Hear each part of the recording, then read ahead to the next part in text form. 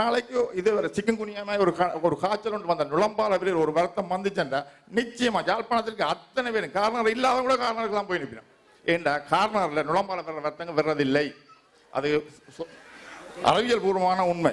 அதே மாதிரி அவர்கள் சொன்னார்கள் இங்கே வந்தான் கூட அறை வந்தது ஊரில் இல்லையாண்டு.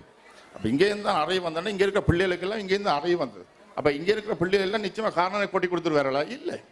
அவரே அங்கேயே அவருக்கு அத்திவாரம் சரியா இருந்தது. இங்கே வந்து சிந்திக்க தொடங்கின ஊருக்கு காசு கொடுக்கணும்னு சொல்றார். மெட்டது அதே போலதான் வெளிநாடுகளில் இருக்கிற மன்றங்களில் 4 பேர், ஒரு உதாரணம் சொல்லணும்னா சுவிஸ் நாதனே சொல்லலாம், அப்படி போன 4 பேர் மெட்ட ஒரு நாட்டுக்கு 4 பேர் இருக்கிறார். இவர்கள் கொடுக்குற பணத்துல தான் இந்த மன்றங்கள் இயங்குது. எனவே அதான் சுவாரஸ்யமா இல்லைன்னு சொன்னார்கள்.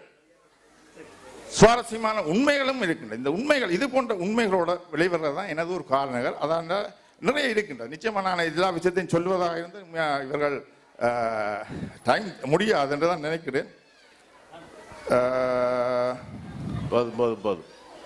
தலைவர் சொல்லிட்டார் போதும். ஆகவே நிறைய உண்மைகள் இருக்கிறது. மேலும் உண்மையில நீங்க பார்க்கணும், எனது ஒரு காரணங்களில் இது போன்ற ஜலாத்தமான சட்டப்படியான எல்லா விதத்திலும் உண்மையை மட்டும்தான் எடுத்து வருகிறது. சிந்தியுங்கள். நன்றி, வணக்கம்.